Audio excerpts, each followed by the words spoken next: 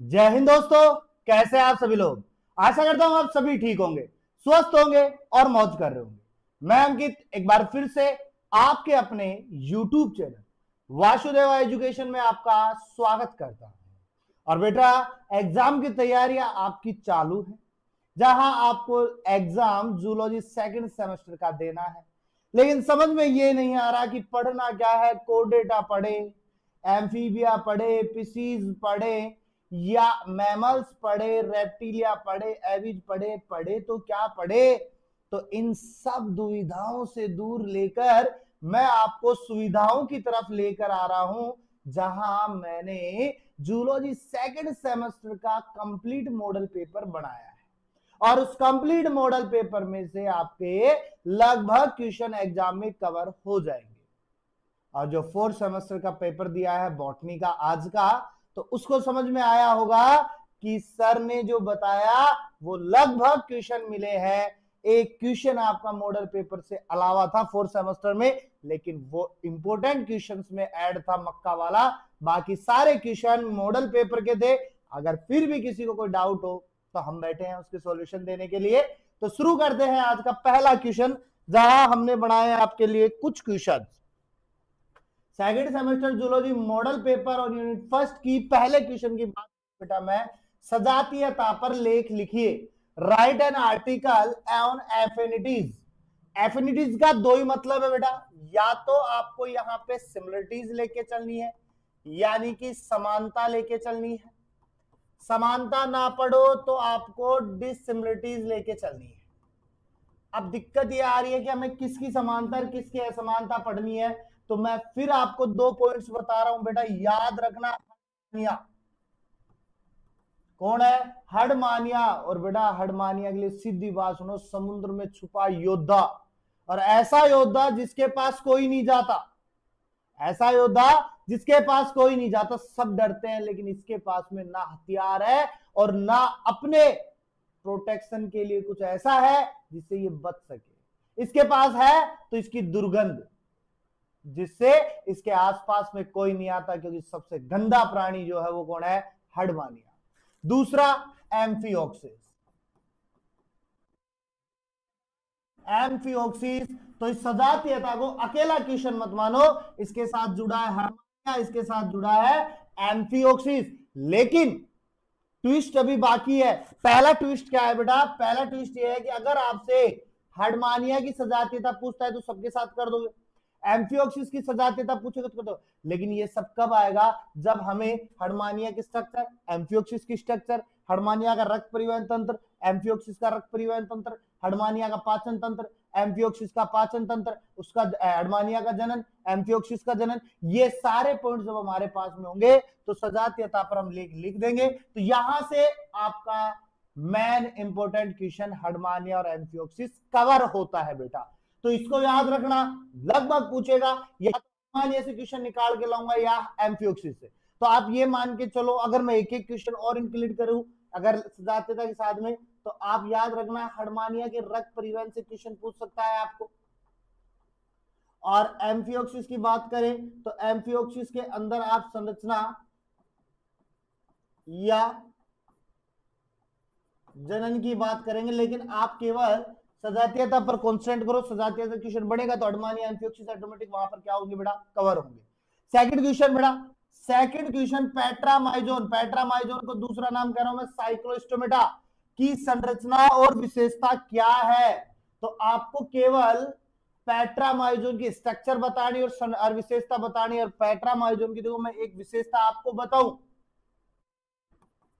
रक्त चूसने वाली मछलियों का रक्त चूसने वाली कौन है?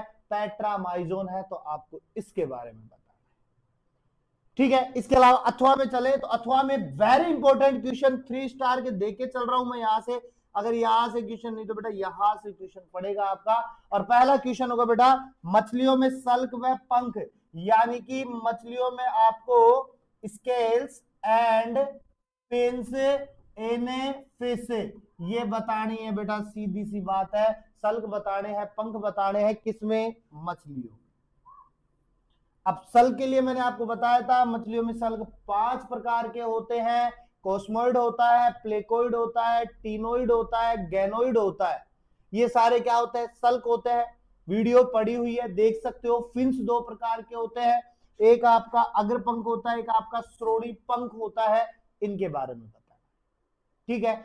दूसरा, मछलियों में पैतृक रक्षण क्या है? तो सीधी बात समझो, मछलियों में पैतृक रक्षण का सीधा सा मतलब एक ही है अपने पास में कि मछलियों के बच्चों की, अंडों की देखभाल करना ही क्या है? पैतृक रक्षण। वो कैसे करता है वो वेल डिटेल तरीके से आपको समझाना है। वीडियो अपने इस चैनल पर है तो देख सकते हो। दूसरी बात समझो, दूसरा क्वेश्चन यूनिट सेकंड से। और बेटा सीधी बात समझो कि अपने सपने, अपने क्वेश्चन इतने कमजोर नहीं है कि एग्जाम में ना आए। मैं 100% गारंटी देता हूं आपको एग्जाम में क्वेश्चंस मिलेंगे। तजुर्बा कुछ तो कहता है, और उसी तजुर्बे के बेस पर हम ये क्वेश्चन बनाते हैं। तो आप ट्रस्ट बनाए रखो। और बेटा मैं एक चीज और कह दूं, मत्स्य यूनिवर्सिटी वाले बच्चों का आज से केमिस्ट्री का पहला इंपोर्टेंट क्वेश्चन यूनिट फर्स्ट डल गई है। तो जो भी मत्स्य यूनिवर्सिटी से है वो जाकर के केमिस्ट्री का पेपर देखो। आप वहां प्रेम सर ने बड़ी मेहनत से, बड़ी शिद्दत से आपके लिए क्वेश्चन बनाए हैं, और एक क्वेश्चन बनाने के लिए बड़ी मेहनत लगती है बेटा। समझ रहे हो बात को? सेकंड क्वेश्चन की बात करूं बेटा, तो विषैले और विषीन सर्पों की क्या करनी है? आपको पहचान करनी है, यानी poison and non poison snake, सांप। यानी ऐसे करते ही जिसमें जहर फैल जाए वो तो विषैला, ऐसे करके काट ले, जहर ना फैले, वो कौन है? विषीन। अब सर हमें कैसे पता चलेगा? तो यही चीज आपको कहां बतानी बेटा? इस क्वेश्चन में बतानी है कि विषैले सर्प और विषीन सर्प में क्या फर्क है। अब सांप की पूंछ पीछे से पतली होती है या धरार पाए जाते, क्या है वो आपको नोट्स में मिल जाएगा। और पहचान के साथ में बेटा तुलना लिखो तो बैठ रहा है, या डिफरेंस लिखो तो बढ़िया है, अंतर लिखो तो बढ़िया है। और एक चीज और याद रखना बेटा, अगर ऐसा क्वेश्चन ना बैठेगा तो यहां से फिर क्वेश्चन बैठेगा बेटा विषदंत। कौन सा क्वेश्चन बैठेगा? विषदंत क्वेश्चन बैठेगा। क्लियर बात है? तो ये वेरी इंपॉर्टेंट क्वेश्चन है। फिर आ जाओ आप टिप्पणी पे, वेरी इंपॉर्टेंट क्वेश्चन। स्तनियों में दंत विन्यास, आपको डेंटिनेशन इन मैमल्स, स्तनियों में दांत बताने हैं। अब दांत के कई प्रकार हैं, एक बार दंती, बहुबार दंती, द्विबार दंती, ठीक है। इसके अलावा दांत गरत दंती, अग्र दंती, पार्श्व दंती।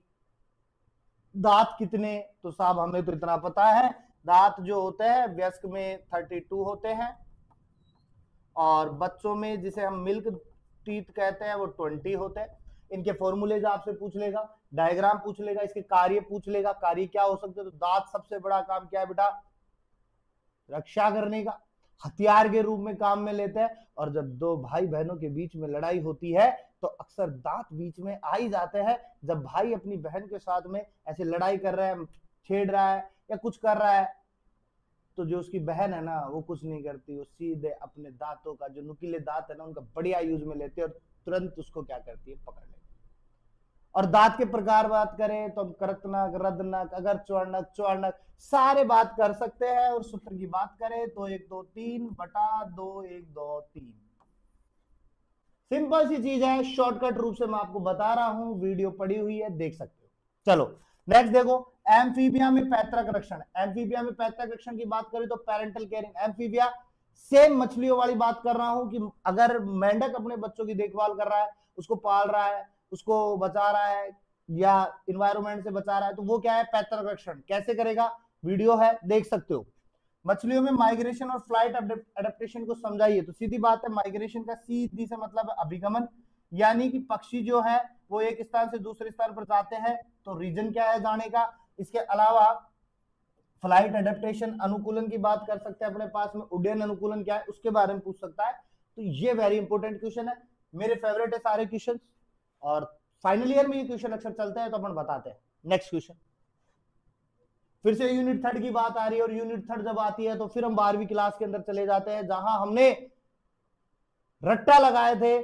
और रटी हुई चीजें जो होती है बेटे याद नहीं होती, इसलिए आपको फर्स्ट सेमेस्टर में सेकंड सेमेस्टर में आकर के थोड़ा सा परेशान होना पड़ा था कि सर क्या होगा। अगर आप 12th में समझ के पढ़ते तो शायद आपको सोचना नहीं पड़ता, क्योंकि आगे की दोनों यूनिट जो है वो आपकी किस पर डिपेंड करती है? 12वीं क्लास पे डिपेंड करती है। जहां पहला क्वेश्चन है बेटा शुक्र जनन, दूसरा क्वेश्चन है अंड जनन। तो सीधी बात है शुक्र जनन और अंड जनन को समझाइए। यहां पर आप समझा भी सकते हो, यहां पे आप तुलना भी कर सकते हो, यहां पर आप अंतर भी कर सकते हो। यहां अकेले शुक्र जनन की बात हो सकती है, यहां अकेले अंड जनन की भी बात हो सकती है।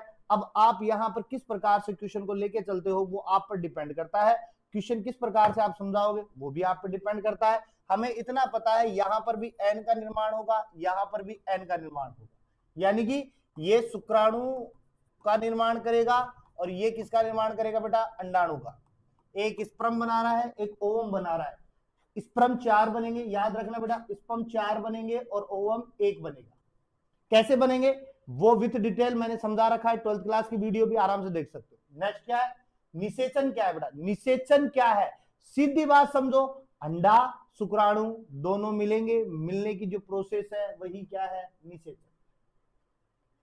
यानी कि आप सीधी बात समझो बेटा, नर और मादा के मिलन की जो प्रोसेस है वही निषेचन। क्योंकि नर व मादा मिल रहा है तो शुक्राणु अंडाणु आपस में मिलेंगे, शुक्राणु अंडाणु मिलेंगे तो ये बनाएंगे बेटा जायगोट। अब ये जायगोट बनाने के लिए कौन कौन सी विधियां काम में ली जाती है वो आपको समझानी है। बड़ा क्वेश्चन है, वेरी इंपॉर्टेंट क्वेश्चन सा बन जाता है। फिर नेक्स्ट आते हैं टिप्पणी पे। तो टिप्पणी पे देखो पहला क्वेश्चन है बेटा गैस्ट्रुलेशन। तो ब्लास्टुलेशन के बाद में जो प्रोसेस आता है वो कौन सा होता है, गैस्ट्रुलेशन। और इस गैस्ट्रुलेशन के अंदर हमारे पास में होती है आकारिकी संरचनात्मक गतियां, मोर्फोजेनेटिक मूवमेंट्स होते हैं। तो इनको आपको बताना है, एपिबोली व एम्बोली को बताना है, सीधी बात समझो आप।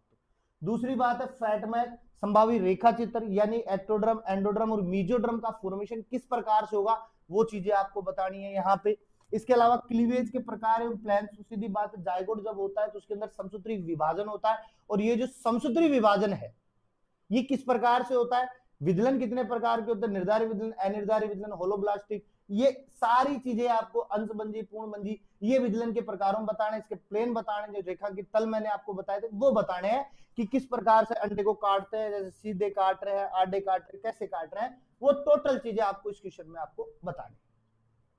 नेक्स्ट क्वेश्चन की अगर मैं बात करूं बेटा, नेक्स्ट क्वेश्चन की बात करूं, फिर यूनिट 4 पे आता है और यूनिट 4 पढ़ करके फिर मुझे 12th की याद आती है जहां हम बार बार पढ़ रहे थे प्लेसेंटा। और उसी प्लेसेंटा से पहला क्वेश्चन स्टार्ट करता हूं बेटा मैं, मैमल्स में प्लेसेंटा के प्रकार, निर्माण एवं कार्यों को समझाइए। वेरी इंपॉर्टेंट क्वेश्चन है, वीडियो पड़ी हुई है, देख सकते हो आप। प्लेसेंटा क्या है, तो सीधी बात है मात्रक भ्रूण या मात्रा व भ्रूण दोनों के बीच में जो समन्वय स्थापित करने की चीज होती है वही प्लेसेंटा है। यानी कि भ्रूण को पोषण का काम, शोषण का काम, उत्सर्जन का काम, इसके अलावा परिवहन का काम, सारे काम कौन कर रहा है, प्लेसेंटा कर रहा है। समझ गए बात को। कार्य आप समझा दो, प्रकार आप समझा दो, निर्माण आप समझा दो, प्रकार भी आपको बता रखे हैं। इसके अलावा टेरेटोलॉजी क्या है, टेरेटोलॉजी सीधी बात है विरूप जनन क्या है बेटा, हिंदी में बात करूं मैं इसको तो मैं कहूंगा विरूप जन क्या है। तो और विरूप जन क्या है, तो सीधी बात मैंने कही थी, अगर जन्म के समय बच्चे के अंदर या कुछ किसी प्रकार के कोई विकार उत्पन्न हो जाते हैं और सामान्य भ्रूण दिखने की बजाय वो अन्य कैटेगरी में दिखने लग जाता है, जिसे अपन सामान्य भाषा में राक्षस भी कह देते हैं, वही विरूपजन है। तो इसके कारकों को आपको क्या करना है, बताना है। वेरी इंपॉर्टेंट सा क्वेश्चन हो जाएगा। उसके बाद में लास्ट क्वेश्चन अपन लेते हैं टिप्पणी पे। टिप्पणी पे फिर क्वेश्चन आता है बेटा पैचुरेशन, बहुत शानदार क्वेश्चन है। हिंदी में बात करूं तो मैं प्रसव कहता हूं, यानी जब प्रेगनेंसी पीरियड, गर्भावधि पूरी हो जाती है उसके बाद में शिशु को माता के शरीर से बाहर निकाला जाता है और बाहर निकालने की जो प्रोसेस है ना बेटा वही क्या है बेटा, प्रसव। अब इस प्रसव के दौरान कई हार्मोन्स काम करते हैं, एड्रेनलिन, नॉन एड्रेनलिन काम करता है, ऑक्सीटोसिन काम करता है। तो इन सभी चीजों का जिक्र आपको कहां बताना है, प्रसव के अंदर बताना। वेरी इंपॉर्टेंट सा क्वेश्चन हो जाएगा। इसके अलावा बेटा नेक्स्ट क्वेश्चन है बेटा मेरे पास में एक्स्ट्रा एम्ब्रोनिक मेम्ब्रेन ऑफ चिक, यानी कि आंतरिक या अतिरिक्त भ्रूणीय झिल्लियां बतानी है चूजे के अंदर। और अतिरिक्त भ्रूणीय झिल्लियों से मुझे याद आता है बेटा एमनियोन, कौन सा याद आता है बेटा, एमनियोन आता है, मुझे कोरियोन याद आता है, मुझे एलेंटो है, और मुझे यहाँ पे योग सैक याद आता है। तो कुछ अतिरिक्त भ्रूणीय झिल्लियां याद आती है, इन्हीं के बारे में आपको यहाँ पर क्या करना है, चिपकाना है। फिर भी अगर चाहो तो एक क्वेश्चन और ऐड करवा दूं तो बेटा मैं इम्प्लांटेशन ऐड करवाऊंगा, रोपण ऐड करवा सकता हूं। और रोपण का क्वेश्चन अगर बनता है तो आप प्लेसेंटा के साथ में इसको भी ऐड कर सकते हो, क्योंकि प्लेसेंटा का इम्प्लांटेशन के आधार पर भी हम क्या करते हैं, प्लेसेंटा का बंटवारा करते हैं। तो बेटा ये मेरे जूलॉजी के very very very important question थे जो आपको 4 तारीख को एग्जाम में देखने को मिलेंगे। मिस मत करो, जल्दी से जल्दी जुड़ जाओ अपने साथ में और अपने दोस्तों को शेयर करना ना भूले, क्योंकि उनकी भी जिंदगी का सवाल है। जूलॉजी ने हर साल उनके साथ में गेम किया है, तो अब इस बार गेम मत होने देना, क्योंकि अगर गेम हुआ तो हम भी तो शिकार हो सकते हैं। तो इसलिए दोस्तों के साथ में शेयर कीजिए, फैमिली मेंबर को बताइए और जुड़े रहिए हमारे साथ में, क्योंकि हर साल आपके लिए वासुदेवा एजुकेशन खड़ी है, टीम एक स्तंभ के साथ में खड़ी है। तो क्या करना है आपको, वीडियो को देखना है, लाइक करना है, शेयर करना है और चैनल को सब्सक्राइब करना है जो पहली बार आया है, और बेल आइकन को दबा के जाना है, क्योंकि वो घंटा जो है बहुत काम का है। जिंदगी में घंटे का बहुत बड़ा योगदान है, तो घंटे को दबाओगे तो नोटिफिकेशन मिल जाएगा, और अगर पीछे से टपली मिलेगी तो आपको क्या मिलेगा, स्टिमुल मिल जाएगा ना। तो वैसे ही घंटा है, उसको दबाओगे तो स्टिमुल मिल जाएगी, यानी नोटिफिकेशन मिल जाएगा आपको। और हमेशा की तरह मुस्कुराते रहिए जीवन में, क्योंकि मुस्कुराना जीवन का अमूल्य फल है।